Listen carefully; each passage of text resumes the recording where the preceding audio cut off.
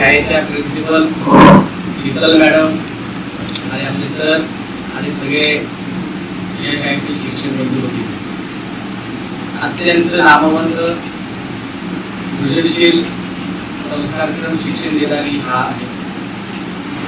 आज खूप आनंद वाटतो की त्यावेळेला शाळा छोटी होती, आज एक सुंदर शाळा मला या ठिकाणी पाहायला मिळते. सुंदर आणि चांगली शाळा म्हणून का नावाजली जाते तर शाळेचे प्रिन्सिपल, शाळेचे शिक्षक, शाळेचे ट्रस्टी हे ज्यावेळेला चांगले असतात त्यावेळेला निश्चितपणे शाळेचं नाव हे सगळ्या समाजामध्ये, सगळ्या शहरामध्ये नेहमीच काही ना काही नावाजलं जातं. आमचा तुमचा एक व्हिडिओ पाहिला की आपण विद्यार्थ्यांना रोजगार कसा निर्माण करावा यासाठी अमृततुल्यचे ते ओनर जे होते त्यांनी पाहत होतो त्या शाळेचे बरेचसे व्हिडिओ फेसबुकला जेव्हा जेव्हा मला संधी मिळते त्या त्यावेळेला पाहत असतो. आणि खरंच तुमचं कौतुक आहे की तुम्ही सगळ्याच गोष्टी विद्यार्थ्यांसाठी करता. आज मी इकडे आलो तर पाहतो की तुमचे शिक्षक विद्यार्थ्याच्या घरी गेले. मला तरी आज पहिल्यांदा ऐकलं मॅडम की शिक्षक विद्यार्थ्याच्या घरी गेलेले आहेत. हे मला तुमच्या शाळेमध्ये आलं पहिल्यांदा. महाराष्ट्रातली पहिली शाळा की शिक्षक तुम्ही नाही ते शिक्षक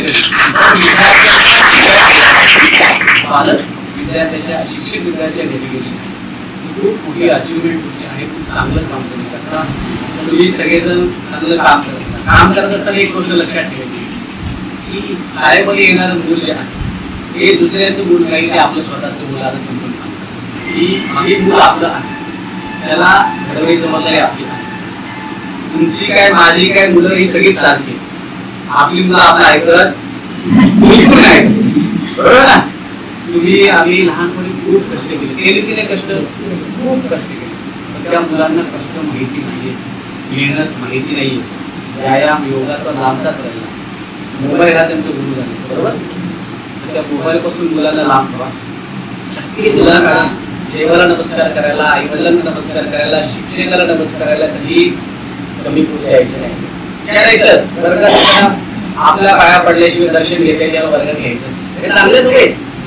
याच्याने कुठलाही पालक तुमचं ऑब्जेक्शन घेणार नाही. मारले की ऑब्जेक्शन घेतात, मारले की ऑब्जेक्शन घेतलं की त्यांनाही सांगायचं की तुम्ही आणि आम्ही लहान होतो त्यावेळेला खूप मार खाल्ला. आणि आज पण कॉलर टाईप करून समजू ना, समजू की खूप मार खाल्ला. आमच्या वेळेला कडक गुरुजी होते, कडक मॅडम होत्या, सर होते, म्हणून आम्ही असं गर्वाने सांगतो की नाही. मी तर नेहमी सांगतो बाबा माझ्या वेळेला, मी तर सगळ्यांना उदाहरण पण देतो सगळ्या की शिक्षकांच्या मारण्याने कधी मुलं वाया जात नाहीत, मुलं सुधारतात आणि मारण्याची गरज लागतच नाही. आपल्याला काय होते की आपण दाबच चांगलं करत असतो, पुढं मुलं थोडी चुकली की त्यांना थोडंसं शिस्त शिक्षा ही समजलीच पाहिजे, तेवढाच धाक सुद्धा असला पाहिजे. दोन गोष्टींनी मुलांना हँडल करा. अति तापट मुलं असतील, अति रागट मुलं असतील तर त्यांना मारणं चांगलं नाही, त्यांना सॉफ्ट कॉर्नरने समजवण्याचा प्रयत्न, बरोबर. आणि जो प्रेमळ आहे पण मस्ती जास्त करण्याचा प्रयत्न करतो त्याला एखादा फटका द्या, प्रेमाने समजावा.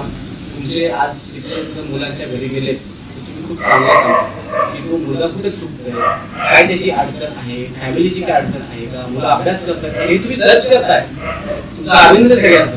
पण हे सर्च झाल्यानंतर तुम्ही पालक, विद्यार्थी आणि 2-3 शिक्षक काउन्सिलिंग साठी सगळ्यांना वर्गामध्ये 2-4 मुलं असतात, त्यांची काउन्सिलिंग झाली पाहिजे. ऍडमिशन घेताना आपण कसं ऍडमिशन देतो आपण काय बघत नाही, आपल्याला चॉईस नसते, आपल्याला सांभाळून राहतो, बरोबर. शिक्षकांना सगळ्यांना विनंती आहे की कुठेही काय प्रक्षोभ होईल अशी कोणत्याच प्रकारची कृती आपल्याकडून नको, बरोबर. कारण तुम्हाला असं वाटतं की आपल्याला कोणी बघत, आपल्या पाठीमागे खूप लोक असतात ते आपल्याला टार्गेट करायला बसले असतात. चांगल्या शाळेचं नाव हे नेहमी चांगलं होतं. तुमच्या शाळेत काय कमी, काहीच कमी नाही. तुमची मुलं टॅलेंटेड आहेत, शिक्षक चांगले आहेत, ट्रस्टी एवढे प्रेमळ आहेत, हे फॅमिली सारखे आपल्याला सगळ्याला वागवतात, त्यामुळे टेन्शनच नाही तुम्हाला. इथे कुठल्या प्रकारची कमतरता नाही. आलं का लक्षात? काही काळजी करण्याचं कारण नाही. तुमच्या काय अडचणी असतील निश्चितपणे आम्हाला सांगा. शिक्षक आमदार ग्रुप तुमच्या मॅडमच्या संस्थेच्या पूर्ण मी पाठीशी आहे. मॅडम मला काही जास्त कधी फोन करत नाही, पण त्यांच्या आई मला सतत फोन करत असतात 8 दिवसाला 10 दिवसाला. इथलं काम नसते काय दुसरं असते. त्यांना समाजसेवेची फार सवय आहे, त्यामुळे त्यांचे इतर सर इथे असं तिथं ते झालंय, याला मदत पाहिजे त्याला मदत पाहिजे आणि मी ते पूर्ण प्रयत्न करतो. हे असतं तुम्ही मॅडमला सांगा, मला सांगा तुमची कुठली अडचण राहणार, तुला अडचण नाहीच मला माहिती. फक्त सांभाळून चांगलं काम करा. यशस्वीरित्या काम करा. शिक्षक म्हणून वाटलं पाहिजे की मी या समाजाला एक चांगला माणूस दिला आणि तो माणूस या राष्ट्रीय हितासाठी काम करणार. तुम्ही आणि मी काय आपल्यासाठी काम करत नाही. आपला जन्म शिक्षकासाठी झालेला, दुसऱ्याला घडवण्यासाठी झालेला आहे. पूर्वीच्या काळात जर संत महाराज नसले तर आपलं काय खरं नव्हतं, बरोबर की नाही. संत महाराज आपल्यासाठी का प्रबोधन करण्यासाठी होते, ते पण गुरुच्या स्थानी होते. आणि म्हणून आज आपण जरी संत आणि महात्मे नसलो तरी एक जबाबदारी आपल्यावर शिक्षक म्हणून या राष्ट्राला बळकटीकरण करण्यासाठी मी असा एक मनुष्य तयार करतोय की तो या भारताचं संरक्षण करेल, समाजाचं संरक्षण करेल आणि आपला भारत देश पुढे नेईल. याकरता आपल्या सगळ्यांना प्रयत्न करायचा आहे. किंवा सगळ्यांना माझ्याकडून सगळ्या शिक्षकांना या आजपासून पुढच्या काळासाठी तुम्हाला खूप शुभेच्छा देतो. धन्यवाद.